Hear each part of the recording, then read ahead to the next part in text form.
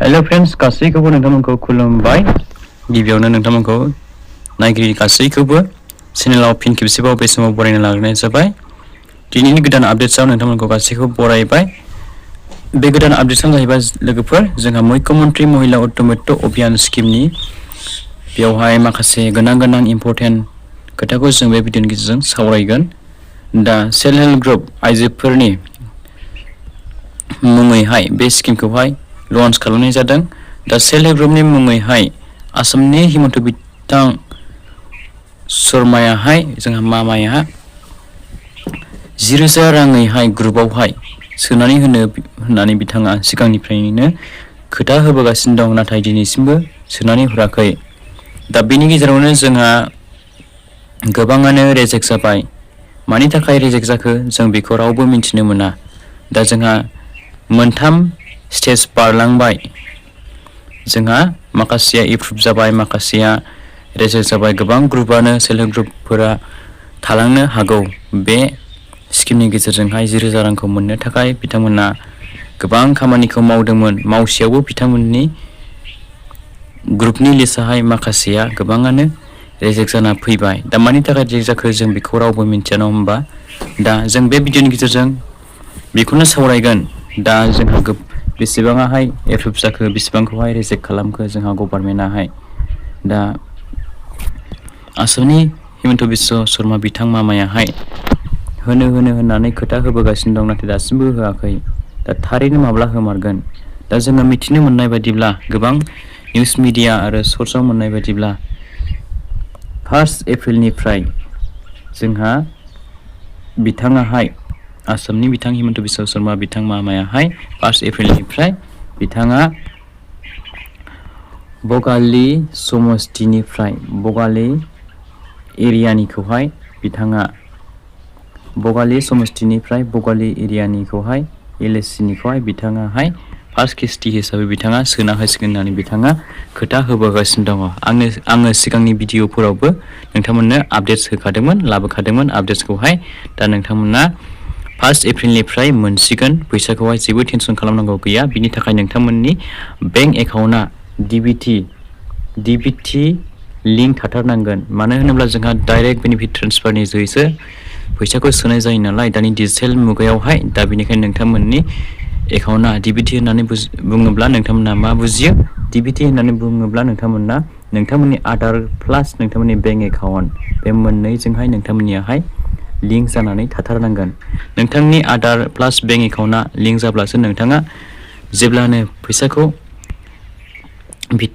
गभर्नमेन्टआ रिलिज खालामो अब्ला नोंथाङा मोननो हागोन जुदि नोंथांनि आधार प्लास बेंक एकाउन्ट नोंथांनि बे आधार प्लास बेंक एकाउन्ट मोननैयाहाय लिंक गैया नोंथांनियाहाय बे मोननैया लिंक गैया अब्ला नोंथाङा फैसाखौहाय मोननाय नङा बे रोखाखा दा नोंथाङा बेनिखायनो जायफोरनाहाय आधारजों बेंकजों लिंक गैया नोंथांमोना थाबैनो आधार कार्डजों प्लास बेंकजोंहाय लिंक खालामना लाबानो जाबाय बेंकआव थांनानै खालामहैबाबो नोंथांमोना जागोन गावबा गावनि डकुमेन्टस एड्रेसफोरखौहाय साबमिट खालामना बेंकनि सोद्रोमाफोरनो गथायहैबानो जाबाय दा नोंथांमोना गोबाङानो रिजेक्ट जाबाय गोबाङानो थालांनो हासिगौ दा मानि थाखाय बेखौ जों रावबो बुंस'नो हाया मिथिस'नो हाया दा बे गभर्नमेन्टनिसो खोथा जाबाय सोरखौ एप्रुभ खालामखो सोरखौ रिजेक्ट खालामखो सोरखौ दोनलांखो सोरनो सोनो बे नोंथांमोना बेखौहाय जेबो बुंनानै लाब गैया दा नोंथांमोना जायहा मोननांगौ नोंथांमोना मोनगोन जायनो एप्रुभ जानाय नोंथांमोना मोनसिगोन दा 1 एप्रिलनिफ्राय नोंथांमोना बे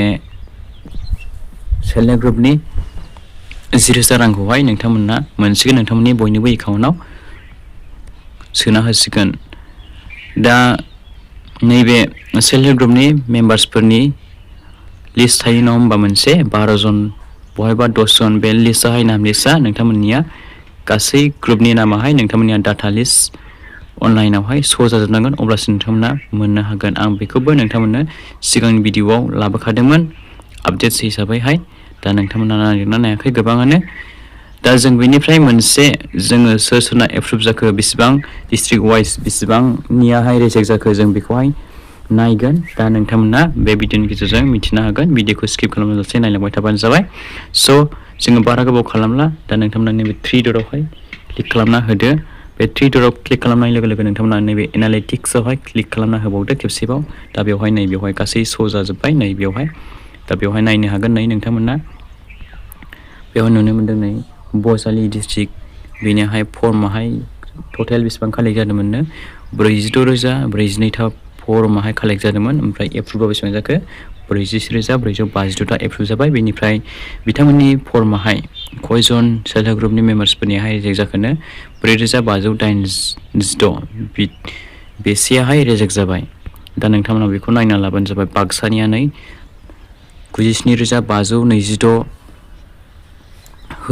साबमिट खालामदोंमोन। बेनिफ्राय 85,571 एप्रुभ जादों। बेनिफ्राय 10,955 जन सेल्फ हेल्प ग्रुपफोरनियानो रिजेक्ट जाबाय।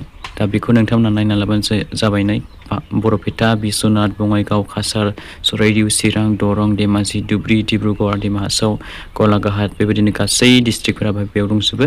दानिया नोंथांमोना नै लास्टआव नायदो आं नैबे मोनसेखौ खिन्थाहरबावनि। गासैबो डिटेल्सखौहाय खिन्थाहरजोबनांगौब्ला भिडिअआ जोबोर गोलाव जायो आरो नोंथांमोनाबो खोनासंनो आरो नायनो बरिं मोनगोन। बेनिखायनो आङो सर्टकाट नोंथांमोननो माखासे खोथाखौल' बेवहाय बुंहरनाय जाबाय। दा नोंथांमोना बेखौ नायना लानो रोंखासिगोन।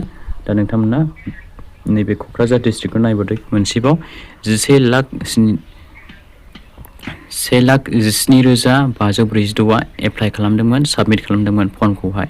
दा 98,157ल'सो बेवहाय एप्रुभ जादों दै लोगोफोर। दा 19,389 सेल्फ हेल्प ग्रुप मेम्बार्सफोरनियानो रिजेक्ट जाबाय। दा मानि थाखाय रिजेक्ट जाखो बेखौ जों रावबो मिथि मोना। दा बिथांमोना जानो हागौ फाइनाल स्टेज 3 सिम जोंहा खामानि मावदोंमोन। दा बे खामानि मावनायाव बिथांमोना गैयामोन जानो हागौ, साबमिट खालामाखैमोन जानो हागौ। बिनि थाखायनो बिथांमोननियाहाय रिजेक्ट जादों जानो हागौ। दा नोंथांमोना बेखौहाय गासैखौबो नायना लाबानो जाबाय। दा नै गासै बेवहाय डिस्ट्रिक्टफोराहाय दंजोबो 35था बेहाय होदों। दा नोंथांमोना जायफोरनाहाय एप्रुभ जाबाय बिथांमोनाथ' मोनखासिगोनानो आरो जायफोरना रिजेक्ट जाबाय बिथांमोना मोनखानाय नंला। बेखौहाय नोंथांमोना बे भिडिअनि गेजेरजों मिन्थिबाय। दा नोंथांमोनाबो जुदि बे डिस्ट्रिक्ट वाइज नोंथांमोना बेसेबां एप्लाइ खालामदोंमोन, सोर बबे डिस्ट्रिक्टआव आरो बेसेबांनियाहाय एप्रुभ जाखो आरो बेसेबां सेल्फ हेल्प ग्रुपनि मेम्बार्सफोराहाय रिजेक्ट जाखो मानि थाखाय रिजेक्ट जाखो बेखौहाय नोंथांमोना गासैबो बे डाटा लिस्ट श'खौहाय नोंथांमोना गावबा गावनि मबाइल फननि गेजेरजोंनो नायनानै लानो हागोन। दा नोंथांमोना बेबायदिनो नायनो हासिगोन। दानिया नोंथांमोना बे भिडिअखौ नायनायजों लोगोसे गासैनोबो शेयार खालामना होलायदो जाहाथे बयबो मिन्थियो आरो बेबायदिनो डाटा लिस्टखौहाय गावबा गाव दिहुननानै नायना लानो हायो। आरो बेजों लोगोसे जोबथारनाय आंनि मोनसे नोंथांमोननिसिम नायगिरिफोरनिसिम गासैनिसिमबो मोनसे गुरै खावलायनाय, सोरबाफोर जुदि चेनेलाव गोदानै फैदोंब्ला आरो दासिमबो चेनेलखौ नोंथांमोना सोरबाफोर जुदि साबस्क्राइब खालामनानै लायाखैब्ला नोंथांमोना चेनेलखौ साबस्क्राइब खालामनानै लाग्रोलायबानो जाबाय। जाहाथे बे चेनेलनि गेजेरजों नोंथांमोना बेबायदिनो लेटेस्ट इम्परटेन्ट आपडेट्सफोर मोनलांबाय थानो हायो। स' लोगोफोर बिदिब्ला नेक्स्ट भिडिअआव लोगो मोनबावगोन। Thank you for watching. See you again. Bye bye and take care.